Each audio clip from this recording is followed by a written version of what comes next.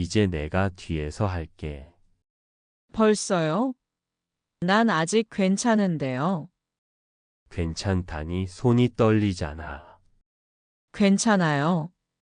조금만 더 익숙해질 거예요. 이렇게 세게 해도 돼? 아, 거기 말고요. 조금 더 부드럽게요. 그래도 이건 잡아야 하잖아. 안 그러면 다 쏟아지니까. 그래요. 잡으세요. 지금처럼. 당신은 처음부터 이렇게 할 줄 알았죠? 아니, 이렇게 될 줄은 아무도 몰랐지. 사람들은 말합니다. 사랑은 다시 시작할 수 있다고. 하지만 재혼의 진짜 문제는 사랑이 아니라 습관이었습니다. 당신이라면 과거를 완전히 지운 채 새로운 사랑을 시작할 수 있습니까? 좋아요와 구독으로 당신의 두 번째 사랑을 선택해 주세요. 아내가 세상을 떠난 지 3년째 되던 겨울, 한정우는 두 번째 결혼을 결심했다. 딸 지은은 그 소식을 듣고 한동안 아무 말도 하지 않았다. 고3 수험표를 받아들고도 아빠의 휴대폰 배경에 낯선 여자의 얼굴이 바뀌어도 그저 입술을 깨물 뿐이었다. 정우는 그 침묵을 허락이라고 착각했다. 그리고 그 착각은 한 집 안에서 세 사람을 천천히 무너뜨리는 출발점이 되었다. 아빠, 그 사람 언제부터 만났어? 어느 늦은 밤 집에 들어온 정우를 향해 지은이 갑자기 물었다. 식탁 위엔 편의점 도시락이 비닐도 뜯지 않은 채 놓여 있었다. 그 사람이라니 유진 말이야? 이름 부르지 마. 아빠 입에서 그 이름 나오는 거 듣기 싫어. 정우는 한숨을 내쉬고 의자에 앉았다. 지은아, 아빠도 사람이다. 너도 아빠가 평생 혼자 늙어가는 거 보고 싶진 않잖아. 엄마 죽은 지 얼마나 됐다고 그래? 벌써 3년이야. 아빠, 벌써가 아니고 겨우야. 나한텐 아직도 3년이 아니라 어제야. 지은의 눈이 붉어졌다. 정우는 그 눈을 똑바로 보지 못한 채 고개를 돌렸다. 그냥 한번 만나나 봐. 너도 생각보다 괜찮을 거야. 나쁜 사람 아니야. 좋아. 한 번은 만나볼게. 근데 아빠, 나 그 사람 싫어지면 그때도 결혼할 거야? 정우의 입이 굳어졌다. 잠시 후 그는 결국 솔직하게 말하지 못하고 어설픈 위로 하나를 꺼냈다. 그럴 일 없을 거야. 그런 걱정하지 말고 너 공부나 해. 그날 밤 지은은 이불 속에서 수첩을 꺼내 빨간 펜으로 한 줄을 썼다. 아빠의 두 번째 결혼과 나의 마지막 집. 첫 만남은 카페였다. 주말 낮 사람들로 붐비는 창가 자리. 안녕, 지은아. 나 서유진이라고 해. 새하얀 코트에 정리된 단발머리. 39이라고 들었을 때보다 조금 더 어려 보이는 얼굴. 어색한 미소를 짓는 그 여자에게 지은은 일부러 시선을 피했다. 아빠, 나 아이스 아메리카노. 너는 카페인 줄이랬잖아. 오늘 하루쯤은 괜찮아. 이런 날인데. 지은의 말 끝에 묻어난 씁쓸함을 유진은 바로 알아차렸다. 내가 사줄게. 뭐 마실래? 됐어요. 아빠 카드도 아직 한도 많아요. 신랑이 끝에 주문을 마치고 세 사람의 대화는 어색한 공기 속에서 천천히 그러나 삐걱거리며 굴러가기 시작했다. 지은아, 아빠한테 얘기 많이 들었어. 공부도 잘하고 책임감도 강하고. 아빠가요? 엄마 얘기 말고 제 얘기를 할 시간이 있었나 보네. 정우의 손이 잠시 멈췄다. 종이컵 뚜껑을 끼우던 손가락이 떨렸다. 지은아. 됐어. 나 오늘 여기까지만 들을래. 자리에서 벌떡 일어난 지은은 카페 밖으로 걸어 나갔다. 남은 둘 사이에 휴지 한 칸만큼의 침묵이 놓였다. 유진 씨, 미안해요. 아직 애가 마음을. 당연한 거죠. 오히려 이렇게 솔직하게 싫어해 주는 게 고마워요. 유진은 쓴웃음을 지으면서도 눈빛은 어느 한 구석 단단히 굳어 있었다. 저도 기회가 필요하잖아요. 지은이한테도 저한테도. 정우는 그 말에 고개를 끄덕였지만 그가 진짜 생각한 건 따로였다. 그래, 이 사람 놓치면 나도 다시는 기회 없을지도 몰라. 결혼식은 소박하게 치렀다. 지은은 교복 치마에 검은 카디건 하나 걸치고 하객석 끝자리에 앉았다. 사회자의 멘트가 이어졌다. 이제 새로운 가정을 꾸리게 된 두 분께 다시 한번 큰 박수 부탁드립니다. 박수 소리 사이로 지은의 눈엔 다른 장면이 겹쳐 보였다. 엄마가 투병하던 병실, 산소 마스크를 쓴 채 지은아, 아빠한테 너무 화내진 마. 라고 말하던 그 입술. 그 옆에서 고개를 숙이고 울던 아빠. 그리고 지금 같은 남자가 다른 여자와 손을 맞잡고 웃고 있었다. 지은은 혼잣말처럼 중얼거렸다. 엄마, 미안해. 나 오늘 여기 앉아 있는 것만으로도 너무 미안해. 새 집은 아니었다. 엄마와 살던 그 집에 새 엄마가 들어오는 방식이었다. 짐 너무 많이 가져온 거 아니야? 이사 트럭에서 박스를 내리며 유진이 물었다. 아니야, 여기 원래 살던 집이니까 불편한 거 있으면 천천히 바꾸자고. 정우는 최대한 다정하게 말했다. 그러나 그 말 속엔 엄마의 흔적을 지우고 싶지는 않다는 이기적인 마음과 새 아내가 상처받지 않았으면 좋겠다는 모순된 바람이 동시에 서 있었다. 신발장 한 켠엔 아직도 전처의 구두가 그대로 놓여 있었다. 드레스룸 한 구석에는 결혼 기념일마다 입던 원피스가 옷걸이에서 흔들리고 있었다. 유진은 그 풍경을 보는 순간 한 가지 결심을 했다. 이 집 언젠가 한 번은 싹 정리해야겠다. 첫 한 달은 생각보다 조용히 흘러갔다. 지은아, 밥 차려놨다. 얼른 나와서 먹어. 나 학원 가야 돼. 그냥 컵라면 먹고 갈게요. 컵라면 말고 진짜 밥 먹고 가. 괜찮다니까요. 유진의 목소리는 최대한 부드러웠다. 하지만 돌아오는 대답은 늘 마른 나뭇가지처럼 툭툭 부러졌다. 학교는 어땠어? 그냥요. 친구들은? 그냥요. 식탁에는 3명이 앉아 있었지만 대화는 오직 2사람 사이에서만 이어지고 있었다. 당분간은 그냥 놔둬. 애도 힘든 시기잖아. 정우의 말에 유진은 숟가락을 내려놓으며 웃어 보였다. 알아요. 저도 39까지 혼자 살았어요. 혼자 있을 시간 필요한 거 누구보다 잘 알아요.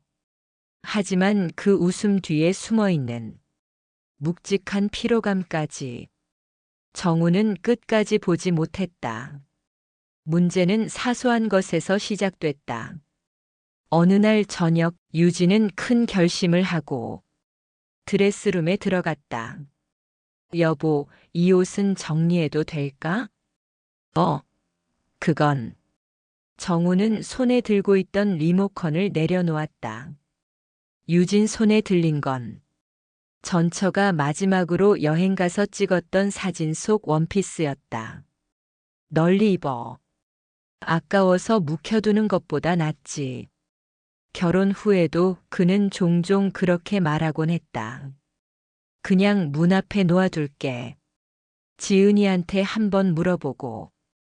유진은 조심스럽게 웃었다. 그러나 마음 한켠엔 질문 하나가 기어다니고 있었다. 언제까지 이 집에서 나는 두 번째로만 남아야 할까? 지은이 돌아온 건 밤 10시가 넘어서였다.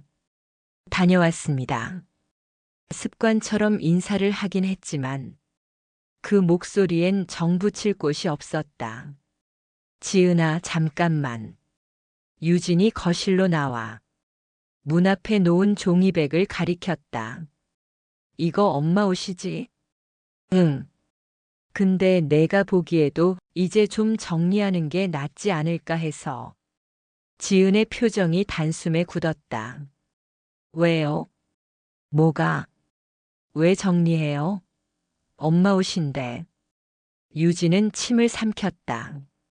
지은아, 오해하지 말고 들어. 당장 버리자는 건 아니고, 내가 가지고 있고 싶은 건 챙겨두고 나머지는 조금씩 정리하자는 거야. 너도 계속 보기 힘들잖아. 지은은 그 말을 듣고 한동안 아무 말도 하지 않았다. 그러다 천천히 종이백을 열더니 옷을 하나 꺼내 들었다. 이 옷, 엄마가 마지막으로 입었던 옷이에요. 그래서 더 남겨두고 싶은 거예요. 알아요? 엄마 냄새가 아직도 이 카라에 남아있는 거.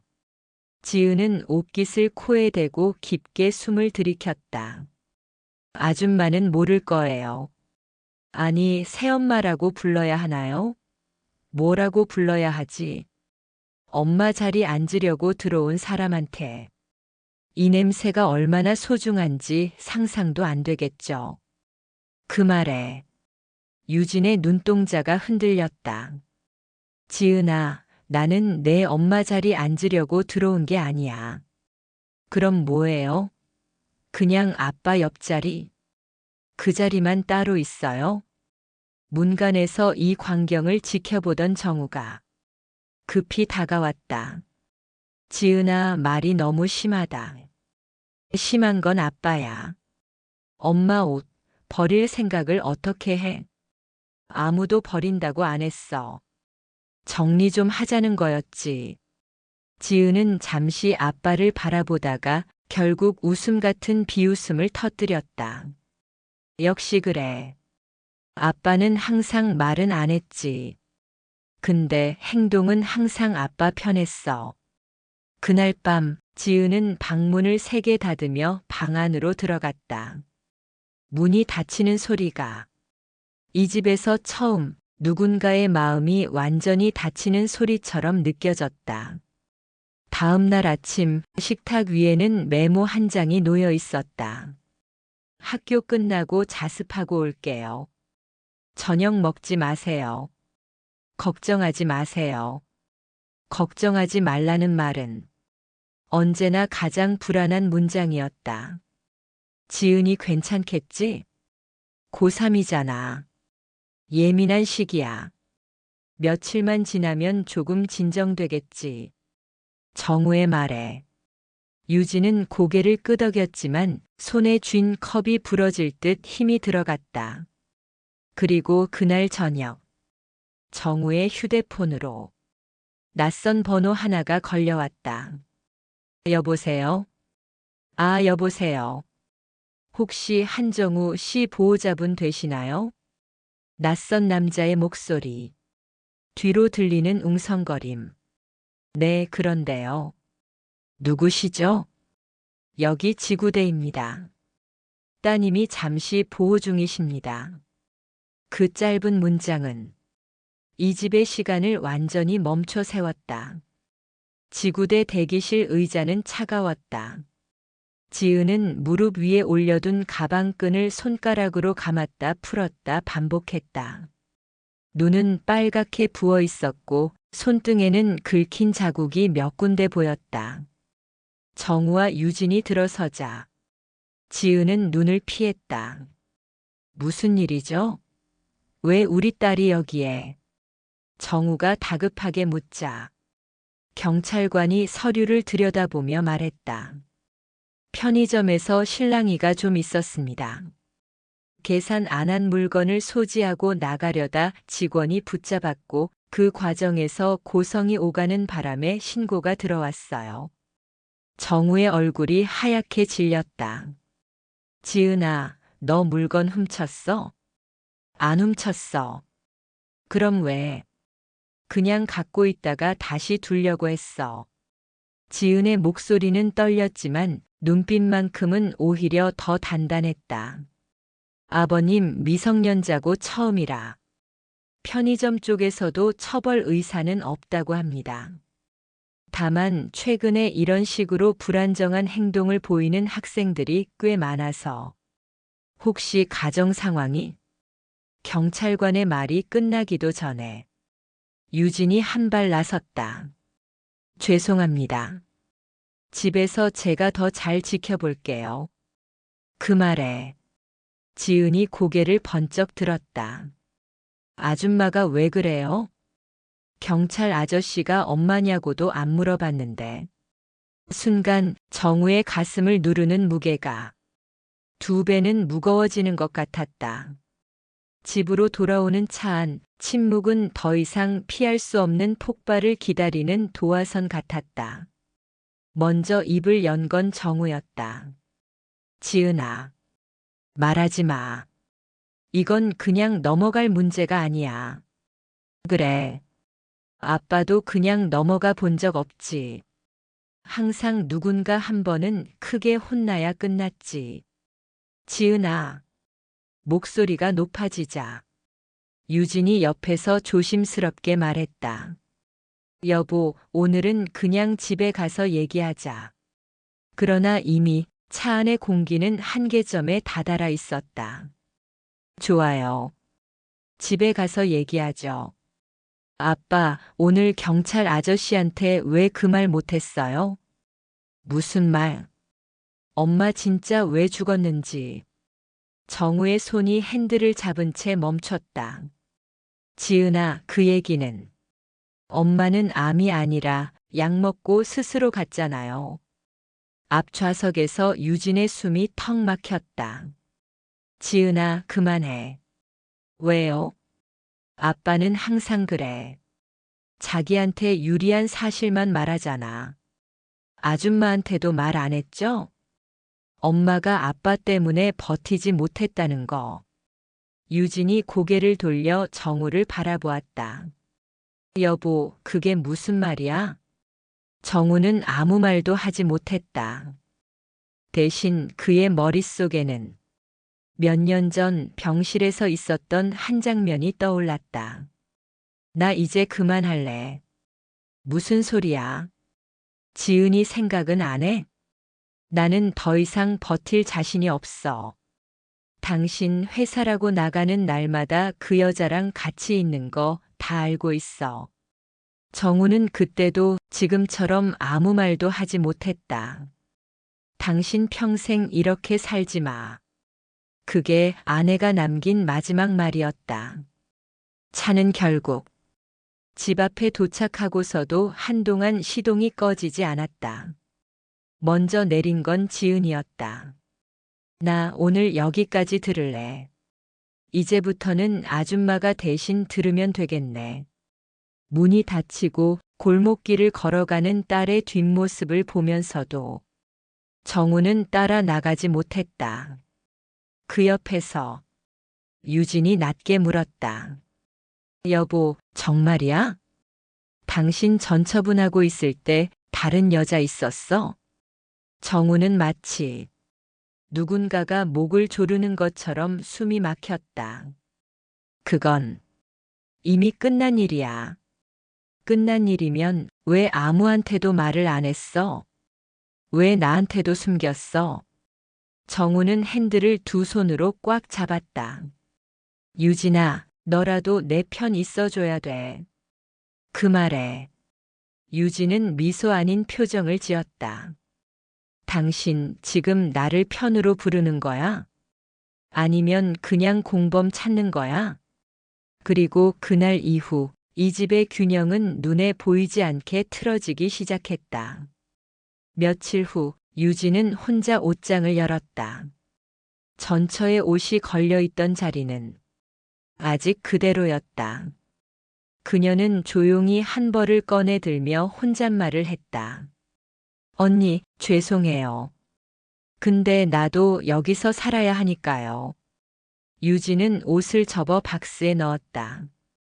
조심스러운 손길이었지만 그 순간만큼은 누군가와 전쟁을 선포하는 마음이었다. 그리고 그 장면을 문틈 사이에서 지켜보는 눈이 하나 있었다. 지은이었다. 봐. 엄마 자리 결국 누가 치워버리나. 지은은 입술을 깨물었다. 눈물이 나올 것 같았지만 이제는 울고 싶지도 않았다. 그래. 이 집에서 나가야 하는 사람은 결국 나겠지. 여기까지가 이 집에서 본격적인 사건들이 터지기 전 마지막으로 돌아갈 수 있었던 시점이었다. 그 누구도 모른 채 단지 잠깐의 오해라고만 생각했던 이날의 선택들이 얼마 후 경찰서와 변호사 사무실 그리고 가정법원 복도까지 세 사람을 끌고 갈 줄은 상상도 못한 채 계속해서 이어지는 사건들, 지은의 가출, 유진에게 씌워진 폭행 누명, 정우의 숨겨진 채무와 전처 가족의 소송 준비, 그리고 마지막에 드러나게 될 누구도 완전히 피해자도 가해자도 아닌 세 사람의 민낯. 당신이라면 이 세 사람 중 누구 편에 설 수 있을까? 그리고 당신이 만약 두 번째 결혼을 한다면 그 집에서 가장 먼저 치우고 싶은 건 물건일까, 기억일까, 아니면 사람일까? 지구대에서 돌아온 다음 날 아침, 이 집은 마치 아무 일도 없었던 것처럼 다시 일상을 흉내내고 있었다. 밥솥에서는 쌀 씻는 소리가 났고 전자레인지에서는 어제 남은 반찬이 데워지고 있었다. 하지만 식탁에 앉은 사람들의 눈빛만큼은 전날과 전혀 같지 않았다. 지은아, 오늘 학교 끝나고 잠깐만 일찍 와라. 얘기 좀 하자.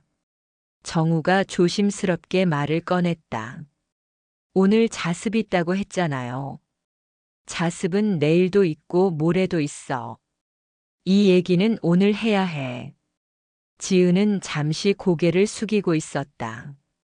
숟가락을 들지도 않은 채 김만 모락모락 올라오는 밥만 바라봤다.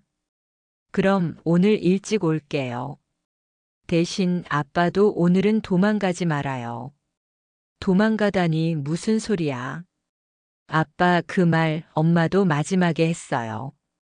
당신 제발 도망치지나 마. 근데 결국 엄마 혼자 남겨두고 또 도망쳤잖아요. 그 말에 유진이 들고 있던 컵이 덜컹 흔들렸다. 정우는 아무 말도 하지 못한 채 그저 억지로 밥 한 숟가락을 입에 넣었다. 밥맛은 느껴지지 않았다. 그날 오후 유진은 출근을 하지 않았다. 그는 작은 디자인 회사를 다니고 있었지만 한 달에 몇 번은 재택으로 일을 처리하곤 했다. 여보, 오늘은 쉬는 날이야? 응, 집에서 디자인 정리 좀 하려고. 겉으론 아무렇지 않게 말했지만 사실 유진의 머릿속에는 회사보다 더 급한 문제가 하나 있었다. 내 이름, 내 얼굴이 지구대 기록에 남았을까? 어제 경찰관이 적어 내려갔던 메모, 지은이 던졌던 말. 새엄마라면서요. 엄마 대신이라고 하셔야죠. 유진은 그 말을 머릿속에 수십 번이나 되뇌었다.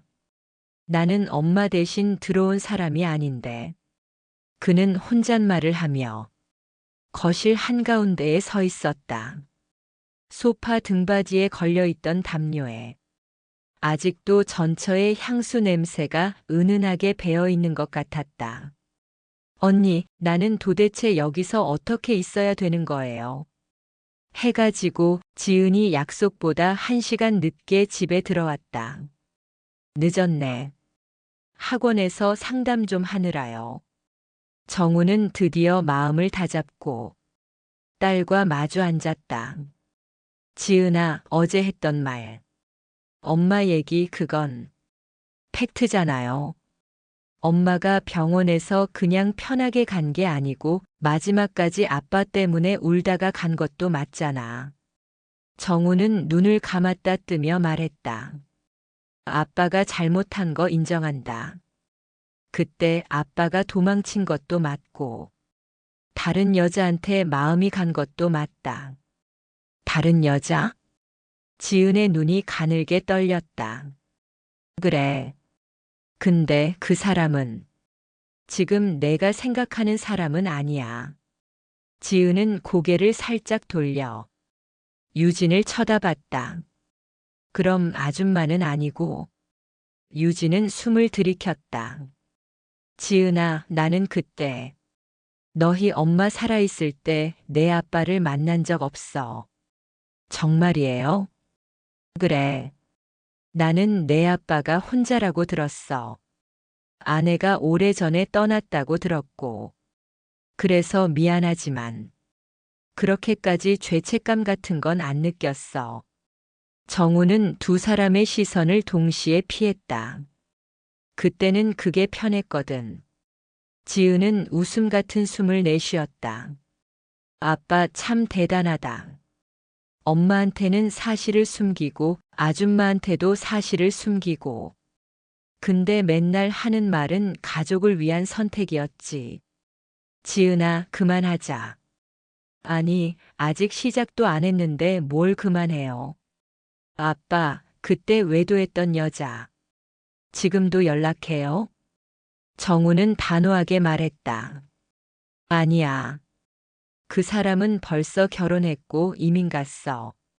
나도 그 뒤로 한 번도 연락한 적 없고. 지은은 한참을 가만히 있다가 입을 열었다. 그래도 엄마는 죽었어요. 그 한마디로 대화는 더 이어질 수 없게 되었다. 며칠 뒤 첫 번째 진짜 사건이 터졌다. 저녁 9시쯤 집 초인종이 계속 울렸다. 딩동, 딩동, 딩동. 마치 누군가 일부러 소리를 키우는 것처럼. 정우가 나가보니 현관 앞에는 낯익은 얼굴이 서 있었다. 형부 오랜만이네. 전처의 남동생 영수였다. 영수야, 웬일이야. 영수는 인사도 제대로 하지 않고 현관문 안쪽을 휙 들여다봤다. 조카는 집에 있지. 근데 왜? 그때 뒤에서 지은이 나왔다. 외삼촌? 영수는 억지 웃음을 지으며 손을 흔들었다. 우리 지은이 많이 컸네. 고3이라며? 힘들지? 유진도 뒤늦게 나와 인사를 했다. 안녕하세요. 저는 알아요. 새 아내분이시죠? 영수의 발음은 또렷했지만 눈빛만큼은 예의와 거리가 멀었다. 들어와. 웬일이야, 연락도 없이. 네 사람이 거실에 앉자마자 영수는 지갑에서 서류 한 장을 꺼냈다. 형부, 이게 뭔지 알지? 정우는 종이를 받아들고 읽었다. 채권양도 통지서. 이게 왜 여기 있어? 영수가 비웃으며 말했다. 형부, 우리 누나 살아있을 때 빌렸던 돈 있잖아. 그거 아직도 갚은 적 없지. 정우는 숨이 막혔다. 그건 그때 장사가 안 돼서 잠깐. 이자가 몇 년을 쌓였는지 알기는 해. 영수는 자신의 말을 잠시 멈추고 지은을 바라봤다. 지은아, 미안하다. 이 얘기를 여기서 꺼내고 싶지는 않았는데 이제는 다 알 필요가 있을 것 같아서. 무슨 얘기예요? 너희 아빠, 누나 병원비로 힘들었던 게 아니야. 누나 힘들 때 딴 사람 따라다니느라 빚이 불어났던 거야. 정우가 벌떡 일어섰다. 야, 그만해. 뭐가? 사실 말하는 게 그렇게 싫어. 유진이 조심스럽게 끼어들었다. 잠깐만요, 영수 씨. 그 얘기는 나도 아, 새 아내분은 몰랐구나. 형부 진짜 대단하다. 누나한테도 숨기고 조카한테도 숨기고 이번에는 새 아내한테도 숨기고. 영수는 소파 등받이에 몸을 기대며 말을 이었다. 형부, 이 집 담보대출 들어간 거 알아? 누나 죽기 전에 병원비 때문에 그랬다고 했지? 근데 그중 절반은 형부가 그 여자한테 갖다 쓴 거잖아. 순간 방 안 공기가 얼어붙었다. 유진은 한 손으로 소파 팔걸이를 잡고 있었다. 손가락 마디가 하얗게 질려갔다. 여보, 진짜야? 정우는 대답 대신 서류를 쥔 손만 덜덜 떨고 있었다. 지은은 더 이상 이 자리에서 한 글자도 듣고 싶지 않았다. 외삼촌, 그만 가. 나 지금 아무 말도 듣기 싫어. 지은아, 미안하다. 근데 너희 엄마가 왜 끝까지 형부 손을 못 놓았는지 이제 좀 알겠지? 영수는 마지막으로 정우를 노려보고는 문을 쾅 닫고 나가버렸다. 그날 밤 유진은 처음으로 짐을 싸기 시작했다. 뭐 하는 거야? 정우의 목소리가 떨렸다. 보면 몰라. 나 여기서 나갈 준비하는 거야. 갑자기 왜 이래? 우리 겨우 시작했잖아. 그래, 겨우 시작했지. 근데 시작부터 이러면 그 다음은 안 봐도 뻔한 거 아니야? 유진은 옷을 접으면서 말했다. 나는 최소한 과거를 다 알고 시작했다고 생각했어. 근데 당신은 나를 그냥 편리한 새 출발로 쓴 거네. 그게 무슨 말이야? 당신 빚도 숨겼지. 전처가 왜 끝까지 버티지 못했는지도 흐릿하게 말했지. 그리고 나는 그 모든 걸 모른 채 당신도 피해자겠지라고 생각했어. 정우는 머리를 감싸 쥐었다. 유진아, 제발. 지금 나한테 손 떠나면 나 진짜 아무도 없어. 유진은 잠시 눈을 감았다가 조용히 입을 열었다. 정우 씨, 나한테 계속 편이 되어 달라고 하는데 당신은 한 번이라도 내 편이 되어 준 적 있어? 그 질문에 정우는 아무 대답도 하지 못했다. 그저 그날도 또 도망치고 싶었다. 며칠 뒤 두 번째 사건이 터졌다. 이번에는 집이 아니라 학교였다. 보호자분 맞으시죠? 잠깐 학교로 와주셔야겠는데요. 담임교사의 전화였다. 정우와 유진이 급히 학교에 도착하자 상담실 안에는 담임, 생활지도 교사, 그리고 지은이 앉아 있었다. 지은의 손목에는 새빨간 자국이 있었다. 이게 뭡니까?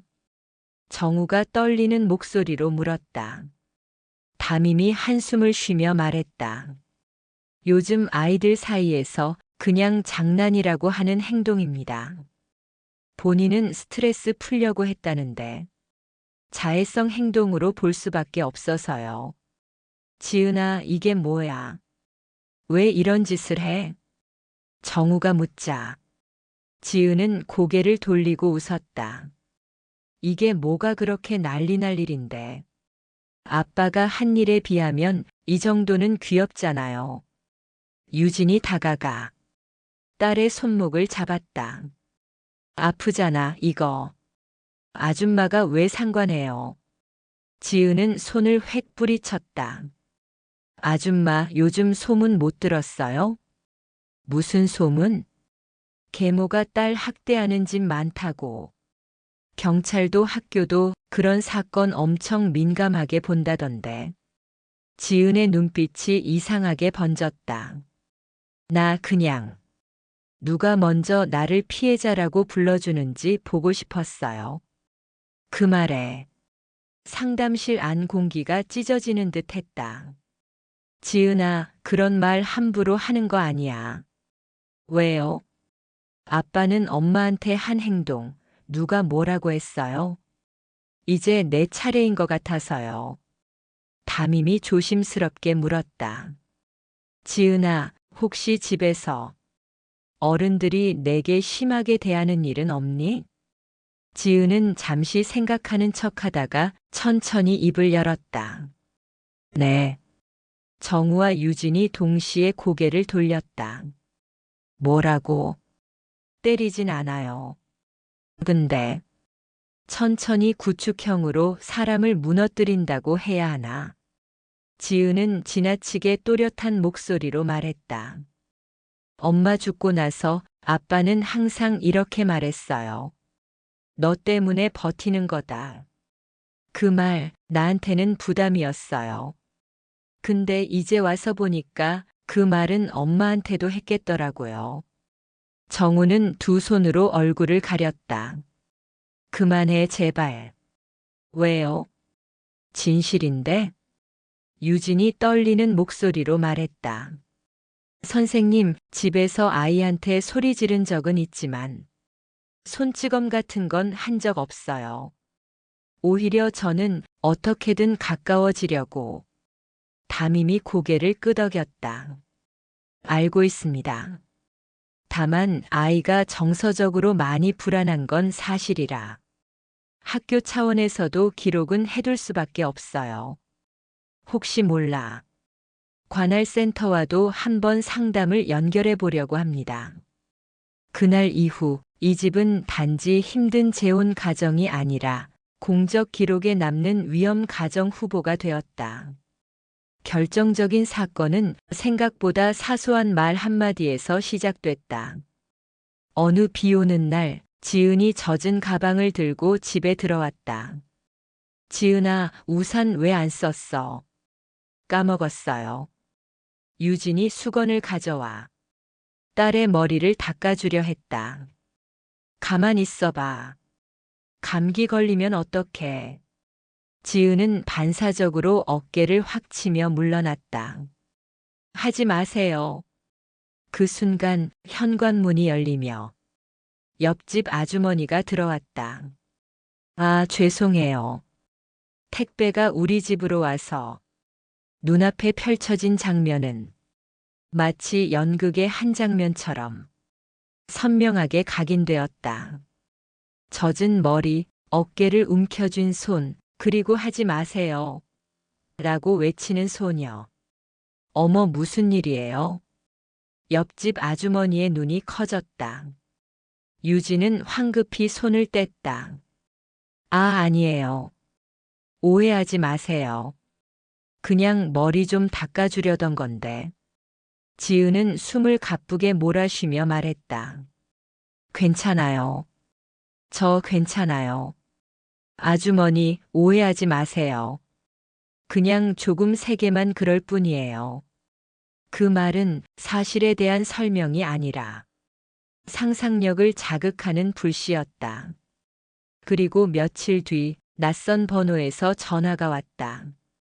여보세요? 여기 아동보호 전문 기관입니다. 유진은 조사실에서 여러 번 같은 말을 반복해야 했다. 아이에게 폭력을 행사한 적은 없습니다. 물건을 집어 던진 적도 없고 몸을 잡아 끈 적도 없어요. 그러면 아이가 왜 숨이 막힐 것 같다는 표현을 썼을까요? 그건 제가 아이에게 기대를 너무 많이 해서일지도 모르겠어요. 조사관은 메모를 하며 물었다. 기대요? 네. 공부 잘한다고, 책임감 강하다고, 항상 엄마 역할까지 해줘서 고맙다고 말했거든요. 그게 아이 입장에선 부담이었을지도 몰라요. 남편분은 뭐라고 하시나요? 남편은 아이한테 미안한 게 너무 많아서 제 말에 쉽게 동조하지 못해요. 그게 무슨 의미죠? 유진은 깊게 숨을 내쉬었다. 쉽게 말하면 남편은 아이한테 죄인이에요. 그래서 저를 완전히 믿지도 못하면서 아이 편에도 서지 못하는 사람이에요. 조사관은 잠시 생각하더니 조용히 물었다. 서유진 씨, 당신은 이 가정에서 지금 누구 편인가요? 유진은 그 질문에 한동안 대답하지 못했다. 누구 편이었지 나는. 결국 사건은 공식적으로 접수되었다. 계모에 의한 정서적 학대 의심. 그 문장을 보는 순간 유진은 손이 덜덜 떨렸다. 나 학대한 적 없어. 정우도 그 문서를 보며 충격을 받았다. 이게 말이 돼? 어떻게 유진이가? 하지만 사실 지은의 입장에서도 말이 되지 않는 건 아니었다. 지은은 상담 기록에서 이렇게 남겼다. 새엄마는 항상 나를 불쌍한 아이로 바라봐요. 엄마 대신 아빠를 붙잡아줘야 하는 책임이 있는 아이처럼. 나는 그냥 아무 책임도 없는 사람이 되고 싶었어요. 그 기록은 유진을 가해자로 지은을 피해자로 만드는데 충분한 재료가 되었다. 결국 전처의 가족이 움직였다. 영수는 변호사를 동반하고 정우에게 다시 찾아왔다. 형부, 이제는 우리도 가만히 있을 수가 없네. 변호사는 서류철을 꺼내 차분한 목소리로 말했다. 한정우 씨, 위자료 및 손해배상 청구를 준비하고 있습니다. 고인의 사망 전 행적, 재산 처분 과정, 그리고 최근 재혼 이후 가정 내 불안정 요소까지 모두 포함해서요. 정우는 어이가 없다는 듯 웃음을 터뜨렸다. 죽은 사람을 가지고 이제 와서 뭘 더 하겠다는 거야. 영수가 차갑게 말했다. 누나는 죽었지만 진실은 아직 안 죽었거든. 변호사가 서류를 넘기며 말을 이었다. 실제로 고인의 일기장에서 당신의 외도 정황을 확인했습니다. 이 부분은 형사 문제로까지 갈 생각은 없지만 민사상 책임은 반드시 물을 겁니다. 유진이 고개를 들었다. 잠깐만요. 저 그때 그 여자 아니라니까요. 변호사는 유진을 잠시 바라보다가 새로운 서류를 꺼냈다. 서유진 씨, 그 부분에 대해서도 확인된 게 하나 있습니다. 유진의 심장이 쿵 내려앉았다. 뭐죠? 변호사가 사진 한 장을 책상 위에 올려놓았다. 오래된 카페, 창가 자리에 앉아 있는 두 사람. 한 사람은 정우였고 다른 한 사람은 저네요. 예. 이 사진은 고인이 남긴 자료 중 하나입니다. 날짜를 보시면 아시겠지만 고인이 세상을 떠나기 4개월 전입니다. 유진의 손이 떨렸다. 그럴 리가. 아니에요. 전 그때 정우 씨가 기혼인지 몰랐어요. 정우가 다급히 끼어들었다. 맞아요. 그때는 내가 말했다. 이미 별거 중이라고. 법적으로는 아직 정리 못했지만 사실상 끝났다고. 영수가 책상을 치며 소리쳤다. 거짓말하지 마. 누나는 그날도 형부가 집에 올까봐 밤새 기다렸어. 복도 밖에서 지은이 이 대화를 엿듣고 있었다. 엄마가 마지막까지 버티려 했던 이유가 이 사람 둘 때문이었구나. 유진은 머리를 감싸 쥐며 말했다. 그러니까 나는 그때 이미 누나의 자리를 빼앗고 있었던 거네. 변호사는 조용히 정리했다. 요약하자면 한정우 씨는 배우자가 있던 시절부터 서유진 씨와 관계를 시작했고 그 과정에서 재산을 빼돌리고 채무를 은폐했습니다. 그리고 지금 딸과 재혼 가정을 불안정한 상황에 몰아넣고 있습니다. 정우는 비틀비틀 서서 한쪽 벽을 짚었다. 나는 두 번째 기회를 얻고 싶었을 뿐이야. 영수가 비웃었다. 두 번째 기회. 누나한테는 한 번도 안 줬잖아. 형부는 항상 자기가 제일 불쌍한 역할만 골라서 했어. 이 모든 일은 결국 법정으로 이어졌다. 가정법원 한쪽 복도 박스처럼 좁은 공간에 세 사람이 따로 앉아 있었다. 정우는 왼쪽 의자, 유진은 오른쪽 의자, 그리고 지은은 그 둘 사이 하지만 어느 쪽과도 닿지 않는 의자에 앉아 있었다. 지은아, 아빠가 조용히 해줘요. 오늘은 제가 말하는 날이에요. 그 말에 정우는 입을 닫았다. 잠시 후 호출벨이 울렸다. 사건 번호 2025드단. 한정우 외 관련 사건 입장하십시오. 법정 안 판사가 서류를 넘기며 말했다. 여기까지의 기록을 보면 이 가정은 오랫동안 거짓과 회피 위에 세워져 있었습니다. 정우는 떨리는 목소리로 말했다. 죄송합니다. 저는 그저 다시 살아보고 싶었어요. 판사가 눈을 들었다. 한정우 씨, 다시 살고 싶다는 마음 자체가 죄는 아닙니다. 하지만 그 과정에서 누구를 밟고 지나갔는지가 문제죠. 유진이 조용히 말했다. 판사님, 저는 이 가정에서 물러나겠습니다. 아이에게도 남편에게도. 이제 제 자리가 아니에요. 정우가 고개를 확 들었다. 유진아, 그게 무슨 소리야? 나는 이미 처음부터 잘못된 자리였던 것 같아요. 몰랐다고 해도 고인의 자리를 조금씩 침범해왔던 건 사실이니까요. 판사가 지은을 바라봤다. 지은 학생, 마지막으로 하고 싶은 말 있습니까? 지은은 잠시 입술을 깨물다가 천천히 말을 꺼냈다. 네. 저는 아빠를 용서하지 않겠습니다. 정우의 어깨가 무너졌다. 그래도 아빠를 버리진 않겠습니다. 그 말에 법정 안 모두의 시선이 지은에게 집중되었다. 왜냐면 저도 언젠가 누군가를 상처 입힐 것 같거든요.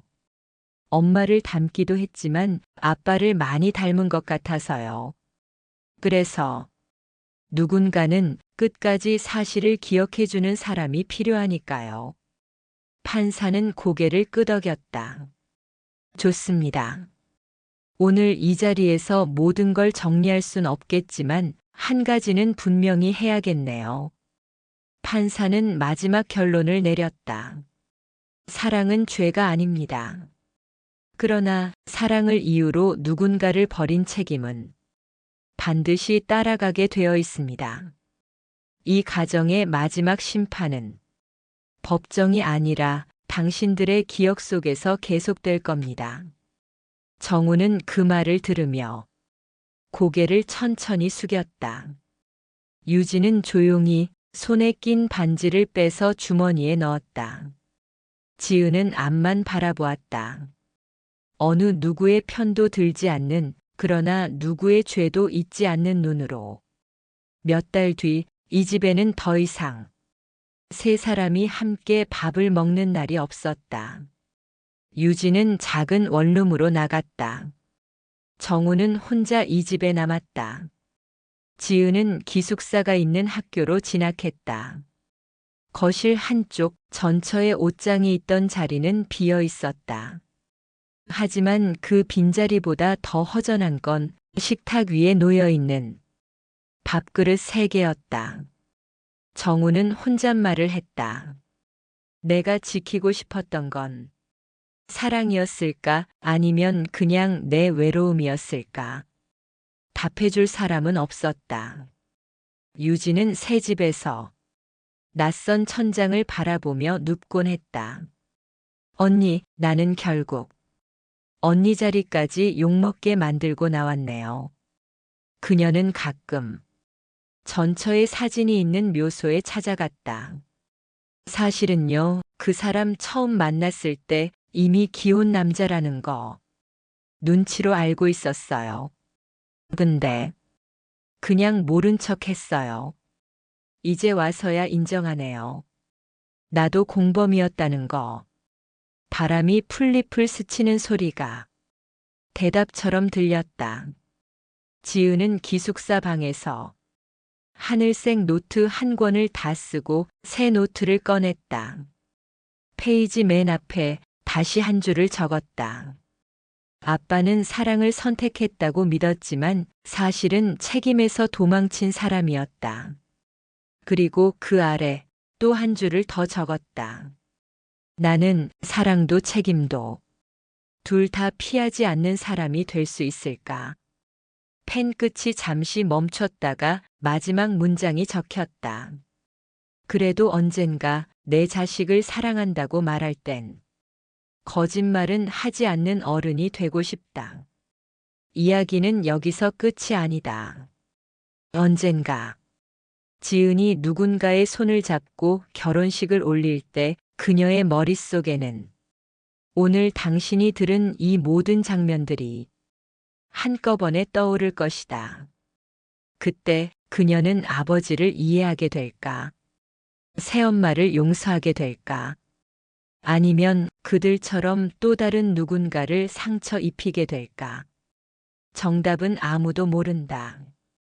단지 한 가지만은 분명하다.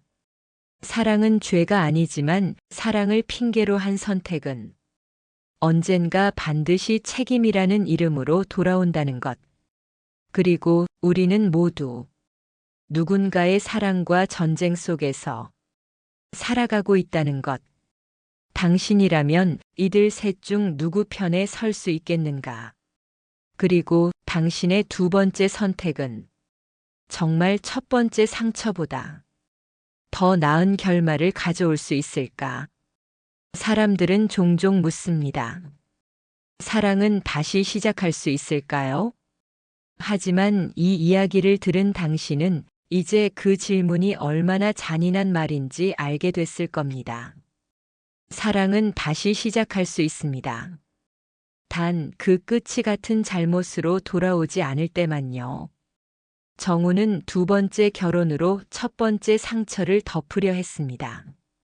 유진은 용서를 믿고 새로운 시작을 택했지만 결국 그 용서조차 또 다른 죄가 되어버렸죠. 지은은 어른들의 선택 속에서 사랑보다 책임이 얼마나 무거운지를 배워야 했습니다. 이 세 사람의 이야기는 누구도 완전히 옳지도 완전히 그르지도 않았습니다. 그저 사랑을 핑계로 서로를 망가뜨렸을 뿐이죠. 당신이라면 이들 셋 중 누구를 용서하시겠습니까?